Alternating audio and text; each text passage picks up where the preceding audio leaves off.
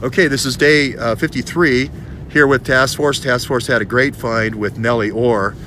She found out that Nellie Orr, if you don't know, she was the kind of the contact person at Fusion GPS. I still think it's an op name, but she was connected before she came over to Fusion GPS with this company called Open Sources. Open Sources is a way of sourcing hacking teams through the open source. It's a way of laundering or creating parallel construction to different people doing hacking jobs for you, okay? She also worked for the Wilson Center, considered a Russian expert.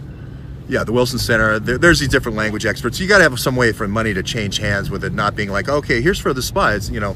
So anyway, the idea is you take a bunch of teams, a bunch of hacking teams. In this case, it would be like CrowdStrike hacking teams, the Bears, or they used to be called the Dukes. Anyway, you have these teams. They're typically clustered around a university. It's usually one professor in a cybersecurity unit. There's 4 or 5 teams, right? So they dole out, different station chiefs dole out different tools to different teams. And then they have these opcodes and operations. So when I say my heart mourns monotonous languor, you go blow up the bridge. Okay, this was the actual code for D-Day. And the cool thing about that is you can just say it over a Voice of America transmission. It's right down by the Congress. You can have it during the sewing hour or whatever. It's different languages. You can have your Ukraine team, your Polish team, your Romanian team. You can have all your different teams, and then you can do 5 or 6 diversions and then have the real attack as well. So you can get really sophisticated and complex with it. And everybody knows their role beforehand. They're just waiting for their opcode. So they just tune in at the top of every hour. They're listening. Oh, my heart burns with monotonous languor. Mon cœur pleure, mon cœur pleure, mon cœur pleure. My heart mourns. D'une langueur monotone, s'il vous plaît, possiblement. So I don't really know how to say it in French, but I think it's mon cœur pleure. Anyway, that was the actual opcode for D-Day. And then they put the, you know, some groups would throw the dummies and some groups would blow up, you know, this, and some groups would cut phone lines and other groups would, so it's general civilian sabotage, okay?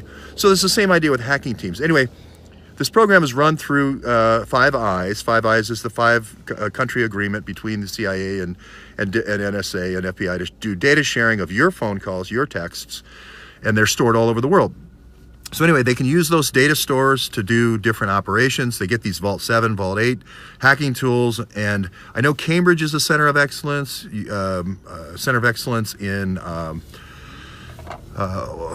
let's see, for this all run through GCHQ and UK. I think it's run through Oxford. And then the major universities, these are like the top universities in the different ex-satellite countries.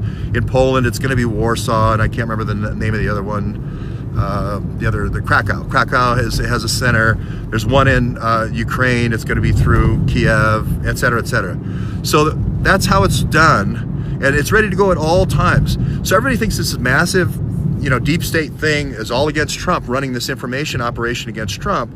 It's not really. It's the people at the directorate at the top, the Mike Morells, they're the ones giving out the opcodes. So if you cut that off, if Mattis cuts that off, and this is mainly now being run through Europe, you cut the head of the snake off, the snake just dies, okay?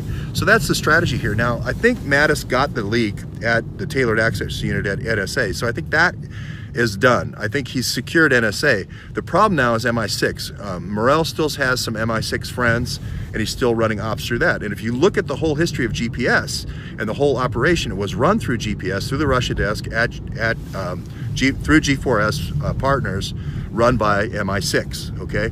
So we're gonna keep looking at MI6. Now we have to kind of move to Europe now, look inside the structures of Europe, the intelligence structures of Europe, and start looking at what were the broadcasts. I know this is data intensive, but you have the Alpha Bank hack, for instance. That's going to be out of Cambridge, I believe, and you're going to be using a certain set of tools. So these things give you signatures.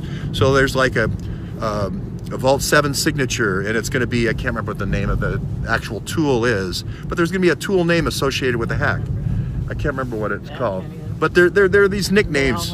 They all have nicknames. Like there's WannaCry for encrypting your hard drive, but it's not that one. I can't remember what the one is.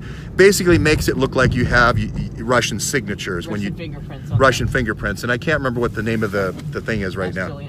Yeah, people will know immediately. So that's the idea.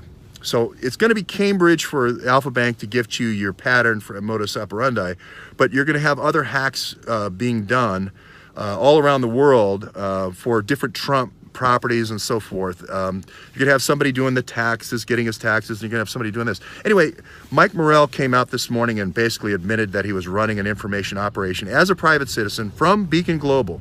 This is not like Benghazi and Syria and the Turkey coup. That's when you were the director or assistant director or acting director of the CIA.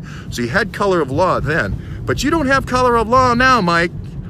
You don't have color of law. You're a private citizen organizing a soft coup against the President of the United States.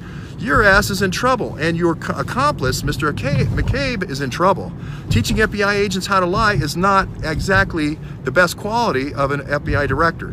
So all this is happening now. It's kind of a fun thing. I mean, if you like cryptology and all that, you know, Cumberbatch stuff, you know, cast no shadow kind of stuff, gets into the cryptography and stuff. Oh, by the way, I have a relative that begins with the letter B, who's like 10 times smarter than me at this. So ask him, because he's really the expert.